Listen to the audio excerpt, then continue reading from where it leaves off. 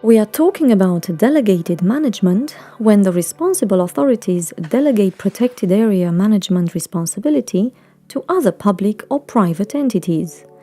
While the first often retain the control and coordination, the latter take over the operational management and decision-making at local or regional level.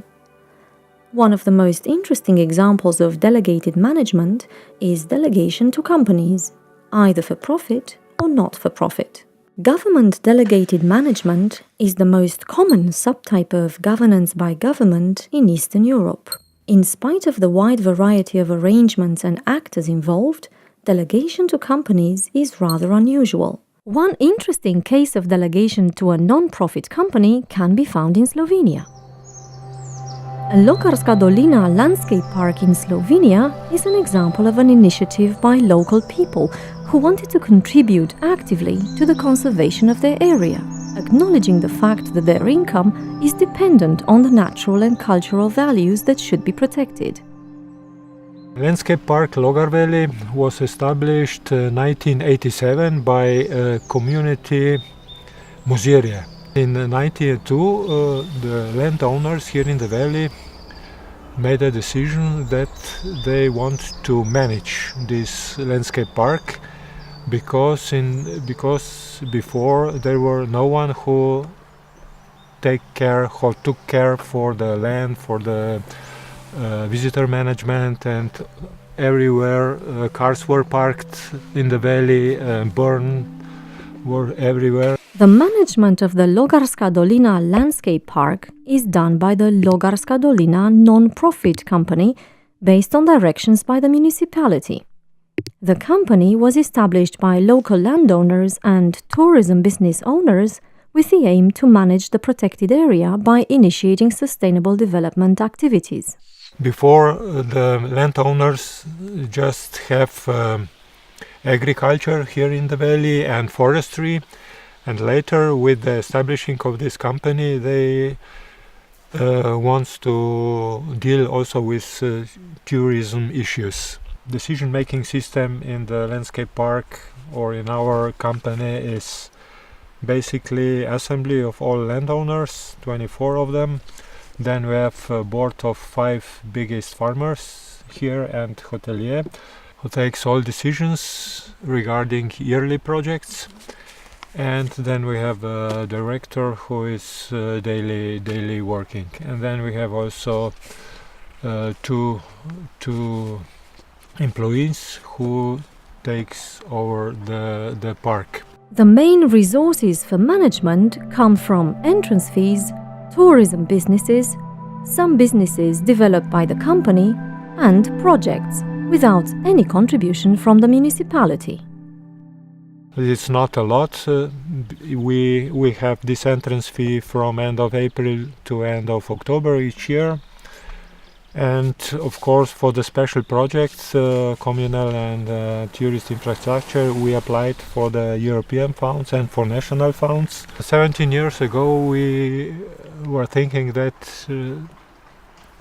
should be useful for the landscape park to have our own cleaning system. All these farms are connected with the cleaning system and till now works quite good. Of course, we have to find a good language with the local and national political level, and we are now looking for the best solution how to improve rules working with the local and national level.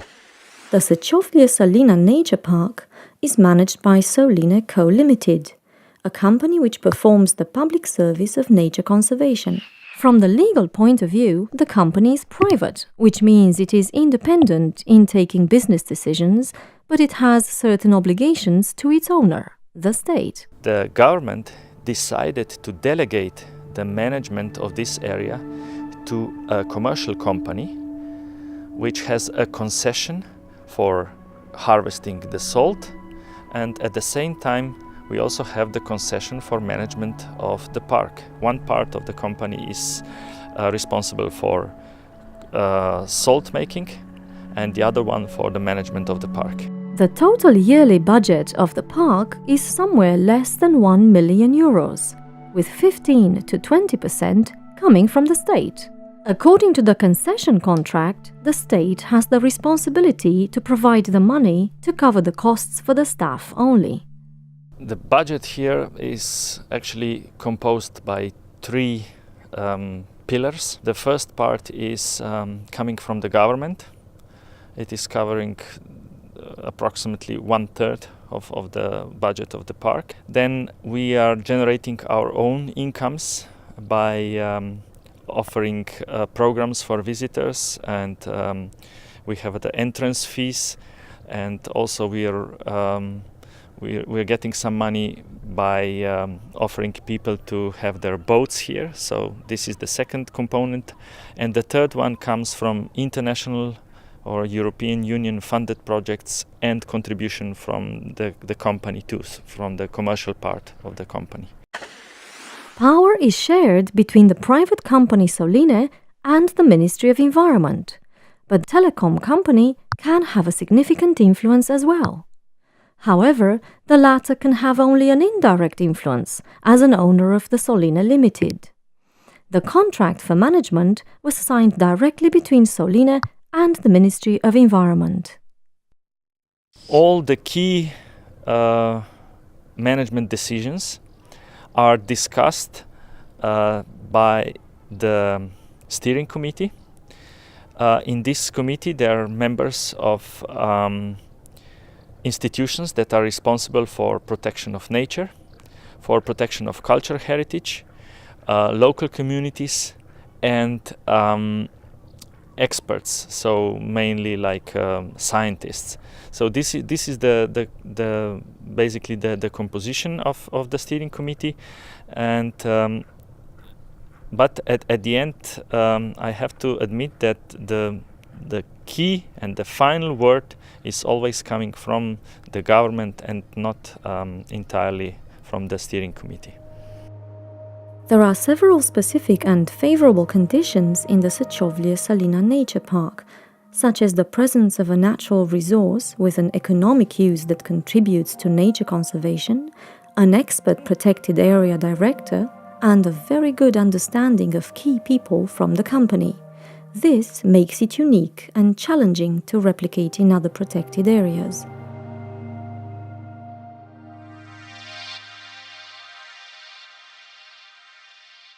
The main advantage of such an organization is that all decisions are made by landowners here, because they are living here and they know what they need in the future. Having a commercial company as the management authority for a protected area definitely has some advantages. The main problem is money for the bigger projects. We can borrow some money if we need, for example, for participation for the projects, or we can get this money for infrastructure that is needed, and then we are giving this money slowly back in the next years. The small company with a small budget, it's sometimes difficult to apply for big projects. We can use the skills, for example, financial skills, or let's say business skills that the company has.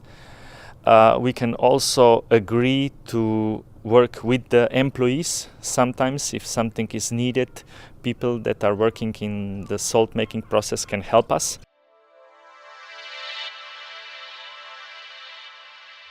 Delegation to for-profit or non-profit companies could be a very successful type of governance by being self-sustainable and independent. But besides conservation skills, it requires some specific business skills like marketing, financial management, a pragmatic approach, and others.